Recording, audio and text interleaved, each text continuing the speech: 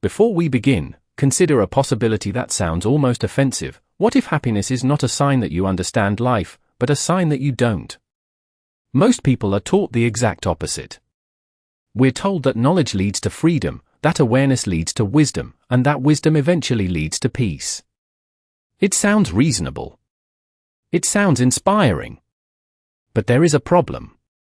The deeper human beings have looked into existence, the more unsettling their discoveries have often become. And that raises a question we rarely want to ask out loud. What if some illusions are not obstacles to happiness? What if they are the foundation of it? Imagine a person living in a room with no windows. The walls are familiar. The boundaries are clear. Every day makes sense because the world appears simple enough to understand. Then one day, a crack opens in the wall. Light enters. For the first time, they see a horizon stretching far beyond the room they thought was reality. At first, that sounds like liberation. But is it? Because the moment that wall breaks, certainty breaks with it. And certainty may be more valuable to the human mind than we realize. This is where one of the oldest existential mysteries begins. Not with death. Not with suffering. But with awareness. The awareness that the universe does not automatically explain itself. The awareness that meaning may not be waiting for us somewhere beyond the horizon. The awareness that many of the answers we inherited were designed not necessarily to reveal reality, but to help us survive it. And here is the contradiction. Human beings are driven by curiosity. We want to know. We want to uncover what is hidden.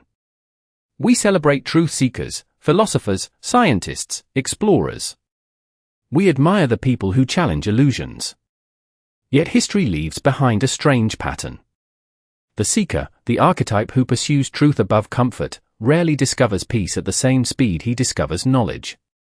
Why? Because every answer has a habit of destroying another certainty. Every revelation creates a new void. Every horizon reveals another horizon behind it. And that brings us to a possibility that becomes increasingly difficult to ignore in the modern world. We live in the most informed civilization in human history. At any moment, we can access more information than entire generations could gather in a lifetime. Yet anxiety continues to rise.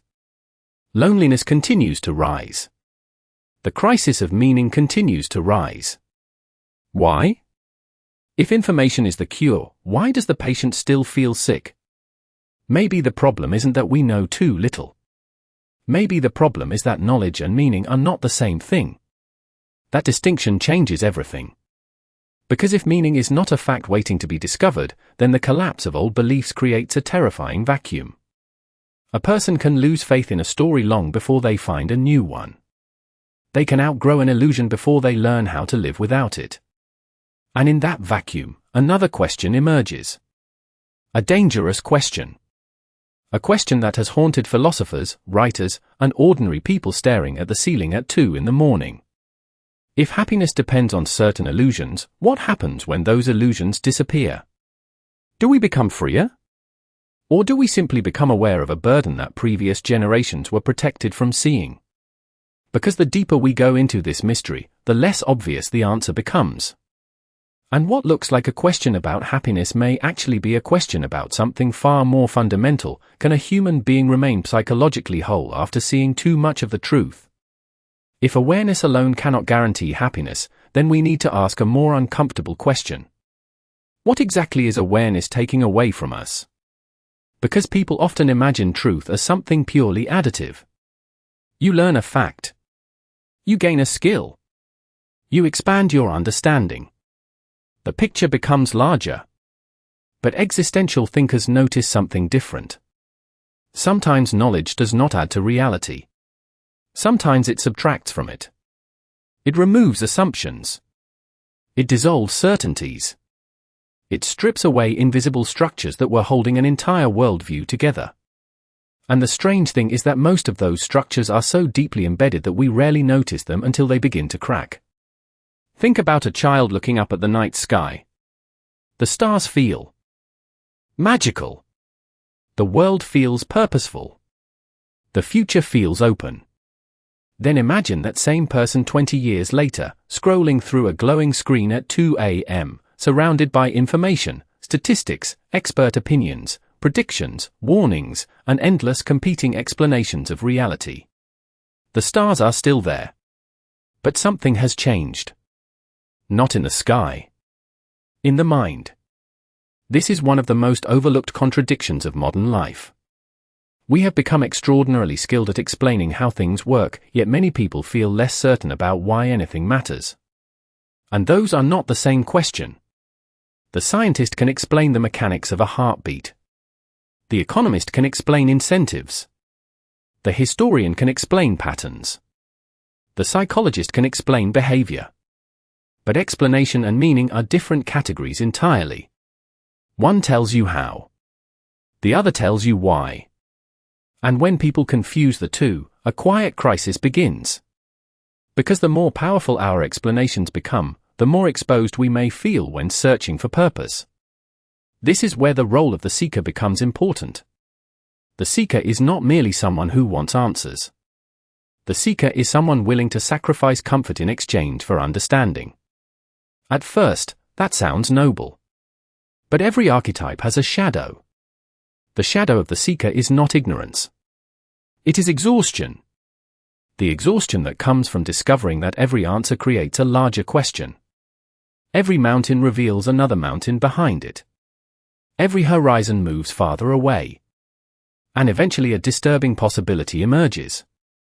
What if the human mind evolved not to perceive reality perfectly, but to navigate reality effectively? That distinction changes everything. Because if survival was the priority, then certain illusions may not be flaws in the system. They may be features of the system. A sense of certainty. A belief that everything happens for a reason. A confidence that the future will make sense. Whether those beliefs are objectively true is one question. Why human beings need them is another. And those questions should never be confused. This is where many existential crises begin. Not when a person learns something shocking, but when they realize that the stories organizing their world no longer feel convincing. The room without windows does not collapse all at once. First, a small crack appears. Then another. Then sunlight enters. And suddenly the familiar walls no longer feel solid. The individual experiences this as anxiety. But at a larger scale, entire civilizations experience something similar. Old religions lose influence. Traditional institutions lose trust. Shared narratives fragment. Information multiplies. Meaning becomes individualized. The scale shifts from a personal struggle to a cultural one. And now we arrive at a revelation that is easy to miss. Perhaps the greatest source of modern anxiety is not uncertainty itself. Human beings have always lived with uncertainty. Perhaps the real problem is that we have become experts at dismantling meaning while remaining amateurs at creating it. We know how to question. We know how to deconstruct. We know how to expose illusions.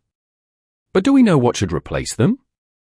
Because if every inherited story is eventually challenged, and every certainty eventually fades, then a deeper mystery begins to emerge. Maybe the central question is no longer whether life has an inherent meaning. Maybe the more important question is this: what happens to a civilization when millions of people lose faith in old meanings before discovering how to create new ones? But there is another layer to this problem, and it is far more unsettling than the loss of old beliefs. What if the real danger is not that meaning disappears? What if the real danger is what rushes in to replace it? Human beings rarely tolerate a vacuum for very long. When a room is emptied, something eventually fills the space. When an old story collapses, another story arrives. When certainty dies, a new certainty often appears wearing a different mask. That is the contradiction. We imagine that abandoning inherited meanings makes us completely free. Yet history suggests something else. The moment people stop believing one narrative, they often become vulnerable to another. Not because they are weak. Because they are human. The need for orientation runs deeper than logic. A compass does not have to be accurate to feel reassuring. And that insight changes the nature of the crisis entirely. The question is no longer whether meaning exists. The question becomes, who gets to define meaning when traditional sources lose their authority? This is where the conflict expands beyond the individual. A person staring at the ceiling at midnight and wondering why they exist may seem disconnected from civilization.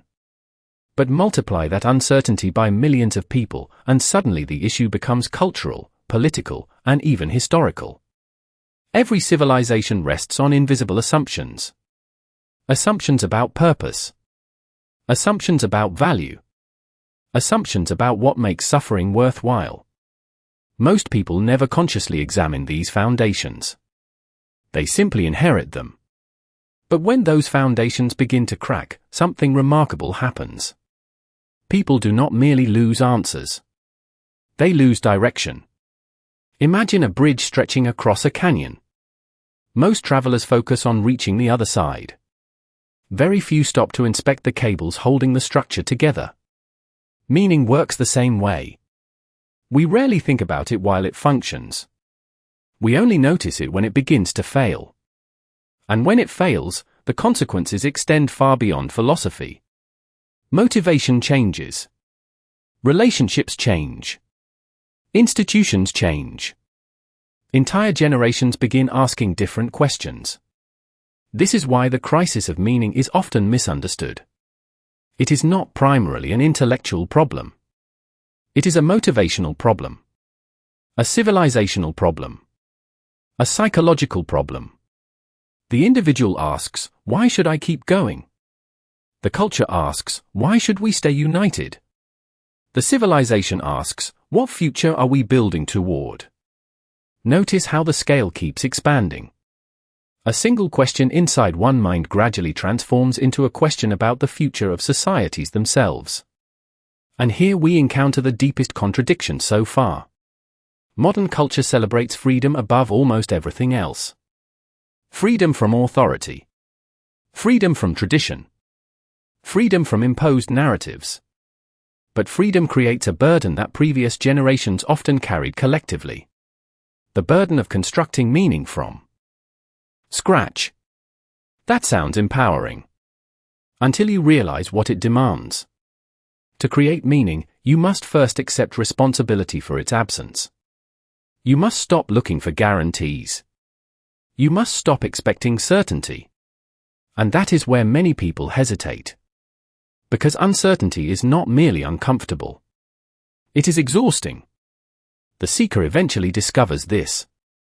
Not because truth is disappointing, but because truth refuses to provide the emotional security that old certainties once offered. This is why awareness can feel strangely isolating.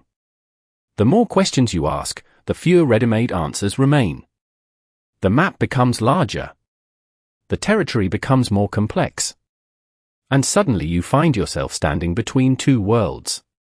Behind you is the comfort of inherited meaning. Ahead of you is the responsibility of creating your own. That space in between is where the real existential crisis unfolds. A child gazes at the stars and sees wonder. An adult studies the stars and sees distance. But perhaps both are missing something. Because the most important question may not be whether the universe contains meaning. The most important question may be why human beings continue searching for meaning even after becoming convinced they may never find it. And that question points toward a possibility even stranger than meaninglessness itself. What if the search for meaning is not evidence that meaning exists, but evidence that the search itself serves a purpose we do not yet understand? The question we arrived at is strange because it reverses the direction of the entire search. For most of the journey, it seemed as though human beings were chasing meaning.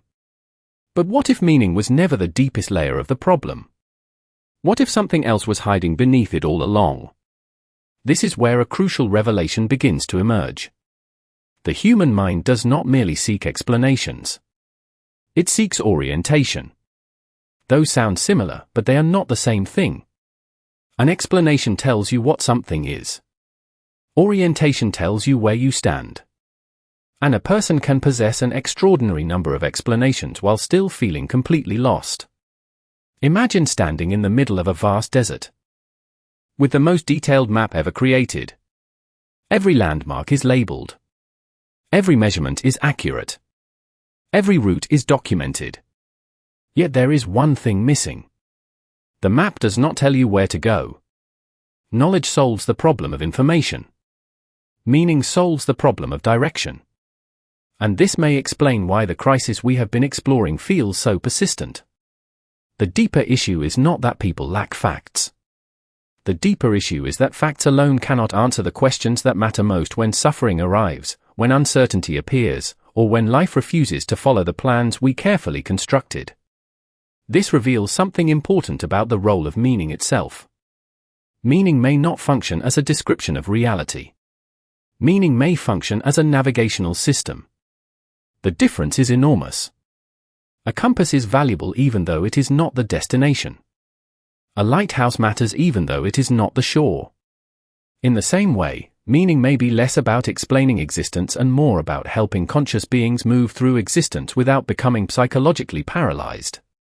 Notice how this transforms the conflict. The conflict is no longer between truth and illusion. The conflict is between two different human needs. The need to understand. And the need to continue moving forward. For centuries, philosophers, artists, and seekers occupied a unique role within this tension. Their influence was never simply intellectual. Their deeper role was to explore the edges of uncertainty without being consumed by it. They acted as scouts at the frontier of human understanding, returning with questions that challenged civilizations to rethink themselves. But every scout faces a danger. The farther you travel beyond familiar territory, the harder it becomes to communicate what you have discovered to those who remain behind. This is why existential thought often feels unsettling. Its purpose is not to comfort. Its purpose is to expose. Not because exposure is inherently good, but because hidden assumptions shape every decision we make. And here another layer becomes visible. Perhaps the room without windows was never the problem. Perhaps the crack in the wall was never the problem either. Perhaps the real challenge begins after the wall breaks. What do you do with the view? That question carries consequences far beyond the individual. Entire societies can inherit stable stories that provide coherence for generations. Those stories create shared symbols, shared sacrifices, shared goals. When those structures weaken, something unexpected happens. The crisis does not remain philosophical. It becomes cultural. Motivation fragments. Trust fragments. Purpose fragments. The result is a civilization that becomes increasingly powerful while becoming increasingly uncertain about why it wants power in the first place. And that leads us to a revelation that changes the shape of everything we have discussed. Maybe the opposite of meaninglessness is not meaning. Maybe the opposite of meaninglessness is participation. Perhaps the deepest human need is not to discover a perfect answer hidden somewhere in the universe. Perhaps it is to become an active contributor to something larger than oneself. If that is true, then the search for meaning has been misunderstood from the beginning. The question is no longer whether life contains meaning waiting to be found. The question becomes far more unsettling. What if meaning is not a treasure buried in reality at all? What if meaning only comes into existence when conscious beings choose to create, sustain, and live it? If meaning must be created rather than discovered, then a deeper question immediately appears. Why do so many people resist that conclusion? Why does the idea feel liberating to some and terrifying to others? Because hidden inside that realization is the central revelation of the entire conflict. The human mind does not merely want meaning. It wants guaranteed meaning. It wants a meaning that exists independently of choice, independently of effort, independently of responsibility. A meaning that cannot be questioned. A meaning that cannot fail. A meaning that remains standing even when everything else collapses. But what if that is precisely the illusion that has been quietly shaping the entire search? This is the point that many people overlook. The crisis is not created by the absence of meaning. The crisis is created by the collapse of certainty. Those are not the same thing. A person standing at the edge of the ocean can know exactly where they are and still feel uncertain about where to sail. The uncertainty does not erase the ocean. It only removes the guarantee of the destination. And perhaps that is what awareness ultimately reveals. Not that life is empty. Not that existence is pointless. But that no external authority can permanently remove the burden of choosing what matters. This transforms the role of the seeker completely. At the beginning, the seeker appears to be searching for answers. By the end, the seeker discovers something unexpected. The search was never about obtaining a final answer. The search was about becoming the kind of person capable of living without one. That is a radically different form of wisdom. And it changes the meaning of every symbol we have encountered. The room without windows is no longer a prison. It is dependent on certainty. The crack in the wall is no longer a threat. It is the beginning of responsibility. The horizon beyond the wall is no longer proof of meaninglessness. It is proof that reality is larger than the stories that once contained it. Even the image of a person staring into the glow of a screen at 2 o'clock in the morning begins to look different. Perhaps the anxiety is not caused by seeing too much. Perhaps it comes from standing between two worlds. One world built on inherited answers. Another world requiring self-authored meaning. That space in between feels unstable because it is unstable. It is a transition. And transitions are rarely comfortable. This leads to the deepest insight of all. The opposite of ignorance is not happiness. The opposite of ignorance is responsibility. Responsibility for attention. Responsibility for values. Responsibility for deciding what deserves commitment in a universe that offers no universal script. That responsibility is heavy. But it also explains something extraordinary about human beings. Again and again, throughout history, people have continued creating art, building families, exploring ideas, pursuing justice, seeking beauty, and sacrificing. For causes larger than themselves. Not because certainty was guaranteed. But because participation itself generated meaning. The creator archetype emerges precisely at this point. Unlike the innocent, who receives meaning. Unlike the nihilist, who rejects meaning. The creator accepts uncertainty and acts anyway. That choice becomes the hidden bridge between awareness and purpose. And the consequences extend far beyond individual psychology. Civilizations are ultimately built by people who continue creating value despite uncertainty. Cultures survive because enough individuals decide that certain things are worth preserving even when no cosmic guarantee exists. The legacy of this revelation is therefore much larger than personal fulfillment. It reshapes how we understand freedom, responsibility, culture, and even human progress itself. Yet a final consequence remains unexplored. If meaning is created through participation rather than discovered through certainty, then an uncomfortable possibility emerges. What happens when entire societies lose not their beliefs, but their willingness to participate in creating meaning at all? Before we talk about what is gained, we have to confront what is lost. Every transformation leaves something behind. Every new way of seeing the world comes with a cost. And the consequence of the revelation we have explored is not merely philosophical. It reaches into identity, culture, relationships, institutions, and the future itself. The first consequence is personal. A person who accepts responsibility for creating meaning can no longer depend entirely on inherited certainty. The old comfort of guaranteed answers begins to fade. The room without windows is gone forever. The wall has already cracked. The horizon has already been seen. And there is no returning to the smaller world that existed before. This is why awareness often feels less like enlightenment and more like exile. Not exile from society, but exile from simplicity. The individual now faces choices that cannot be outsourced. Values that cannot be borrowed. Purposes that cannot simply be downloaded from tradition, ideology, or social approval. That burden creates anxiety. But it also creates maturity. Because the legacy of awareness is not comfort. The legacy of awareness is ownership. Yet the consequences do not stop with the individual. They expand outward. Consider what happens when millions of people simultaneously enter this condition. Shared narratives weaken. Common assumptions fragment. The stories that once connected generations lose their authority. At first glance, this appears to be a crisis. In some ways, it is. But there is another side to the story. The decline of inherited certainty also creates space for new forms of creativity, new forms of responsibility, and new forms of participation. Every civilization exists between these two forces. Stability and reinvention. Memory and imagination. Preservation and creation.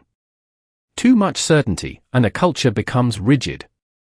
Too little certainty, and it becomes disoriented. The tension never disappears. It merely changes shape. This may be the deepest legacy of the existential tradition. It did not give humanity a final answer. It gave humanity a different relationship with uncertainty. The seeker, the nihilist, the creator, and the innocent are not merely characters in a philosophical drama. They are recurring roles within every generation. The innocent reminds us of belonging. The seeker reminds us of courage. The nihilist reminds us what happens when destruction is not followed by reconstruction. The creator reminds us that meaning survives only when people actively sustain it. Their influence extends far beyond literature and philosophy. They appear in classrooms, families, businesses, communities, and nations. They are patterns of response to the same eternal challenge. What do human beings do when certainty disappears? The most powerful memory fragment may be the simplest one. A person standing before a vast horizon after the wall has fallen. Behind them lies the safety of familiar stories. Ahead lies uncertainty. Most discussions focus on the horizon. But perhaps the more important detail is the person standing there. Because the future of any civilization ultimately depends on what enough individuals decide to do next. Will they retreat into comforting illusions? Will they surrender to cynicism? Or will they accept the burden of participation and begin building new forms of meaning together? This is where the legacy becomes universal. The question is no longer about a philosophy, a book, a generation, or a culture. It becomes a question about human nature itself. If meaning is not guaranteed, uncertainty is not returning, what quality must a person develop in order to live fully in a world that remains fundamentally unresolved? In the end, perhaps the most important realization is not about meaning, happiness, certainty, or even awareness. It is about the strange position human beings occupy within existence itself. We are creatures capable of asking questions that may be larger than our ability to answer them. We can imagine infinity while living finite lives. We can search for permanence while knowing everything we touch will eventually change. And yet, despite this tension, we continue. That may be the detail that matters most. Throughout this journey, certain images have remained with us. The room without windows. The crack in the wall. The horizon beyond it. The solitary figure standing between what was once certain and what remains unknown. These are more than symbols.